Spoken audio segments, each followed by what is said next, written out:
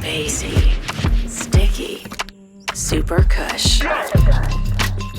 It just fits different. Experience a new high. Ultra. Stay out there. Megan Hicks of I Run Far. I'm with Emily Hawgood. It's a couple days before the 2025 Western States Endurance Run. Here we find ourselves again, Emily. Yeah, I'm so excited. We were talking off camera. You've literally just arrived to Olympic Valley. Western States is a repeat event for you. Does it feel a little bit like coming home or coming to something familiar? Yeah, for sure. Like way more at home here this year, and all my people are here. I'm so excited, and kind of knowing the ropes and what's going on, and yeah, getting excited to see all the athletes out. And the course looks amazing right now. I mean, just from what I've seen driving in. Amazing. Yeah. But to be fair, you live down on the other end of the course, so you've seen plenty of miles of the Western States Trail in the last couple months of training. Yep. Yeah, everything but the first 30.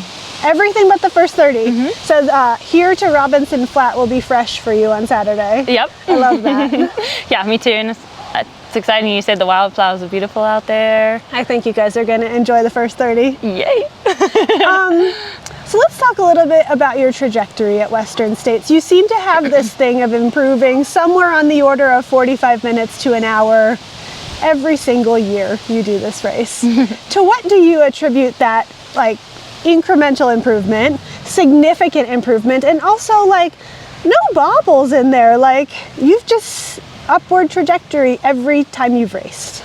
Yeah, I mean, going back to core things, just the consistency in training, my strength coach and my running coach, Pat McCurry and Paul Lynn, like, we just do the daily things daily, and I really attribute it to that. Okay. And just showing up every day to do the little things. And I mean, with specifically on this course, like, it's very weather dependent, and we've just had those years where it has got cooler as the years have gone on, or we've had snow and those sort of things. So there are a few factors in my favor. Yeah. You ran 16:48 here last year, which up until 2 years ago was the course record for this race. And if we follow the same Emily Hawgood trajectory, we're running something like 16 hours this year. That's the goal. All right, there it is. You answered my next question. Nice. Because you have like these years worth of data on the course and these years worth of like training logs leading up to it, do you actually have a good idea on paper of how much you've been able to progress from last year to this year, and a roadmap of what this year looks like for you?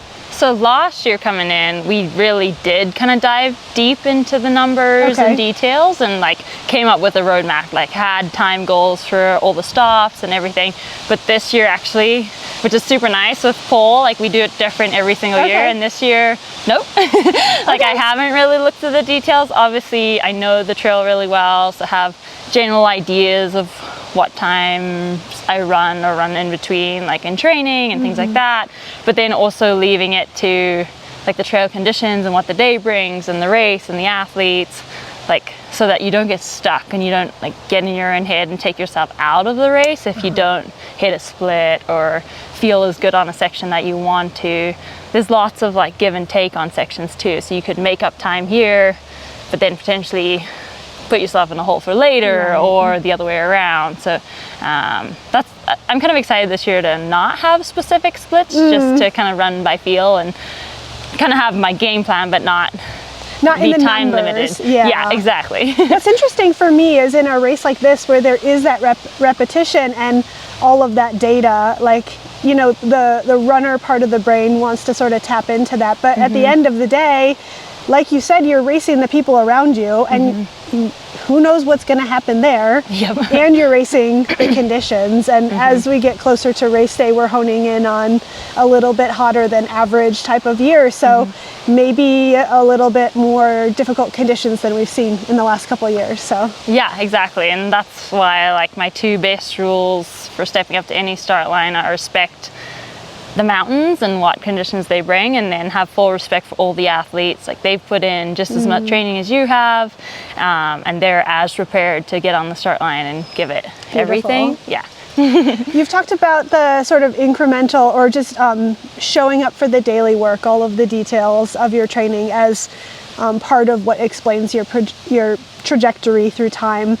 You must have some thoughts though about like things that have happened out on the race course, or like the relationship you've developed with the course itself, in terms of like, oh, that spot, I love that spot, so it's really easy to run through there, or oh, that spot, that's been tricky for me a couple times, I'm going to think harder about getting that section right. Do you have any of those thoughts running through your mind? Yeah, for sure. I think, like you said, you get to know it better, you get to form better relationships with it, like in training, but then specifically on race day, and knowing kind of how you're feeling coming into a point, and not and then sometimes also like dictating how you're going to run like a section or things like that, or what's happened in the past, like how can you flip the switch.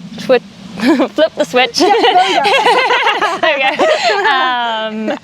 But also, like for me, and I've said it multiple times, like I know the people out there, and I know who's going to be at each aid station, and every year it gets more and more exciting as I get to know more people and where they're going to be, and I can just break the course up into little segments, like, oh, I'm going to run to, I'm going to run to Mary, I'm going to run to Scott, I'm going to run to Matt, and so I know the aid stations and stuff become aid stations, but they also become kind of crew spots without crew, like your dedicated crew, but family or something. People you know who are going to be in different spots at different times. Yep. One of the benefits to repeating a race, and one of the benefits to like being a local. Yep, exactly. Okay, so we were talking off camera, and you said you were keen for the Western States UTMB double again. So that's on your horizon a couple months out. Do you think about that type of thing on game day at all, or is on Western States Day, is it just Western States in your mind? Just Western States. Yeah. yeah. Because I mean, stepping up for the double, saying I am going to, like that's very dependent on what happens on race day and how recovery goes. Like I'm not going to put myself in the hole just to make a big double like that happen. So it's a thing that can happen if the body allows it. Yeah. Last question for you. What does your own best day look like for Emily Hawgood in 2025? Yeah, I think I just want to show up with that joy that we just saw with the puppy behind us running around, and just be very present. It's my passion out there, and I was thinking about this on the way up, like what does that mean to have something be your passion? And it means like being curious and enthusiastic, and present. And so those are like the three things I want to take into this weekend. The curiosity part, I really like that, because like at the end of the day, that's kind of why we do ultra running, is that the answers aren't written, are they? Exactly. Yeah, we have no idea. Although if the past informs the future for you, it means incremental progress, and almost always with a great smile. Awesome. I hope so. See you out there. Best of luck. Thank you so much.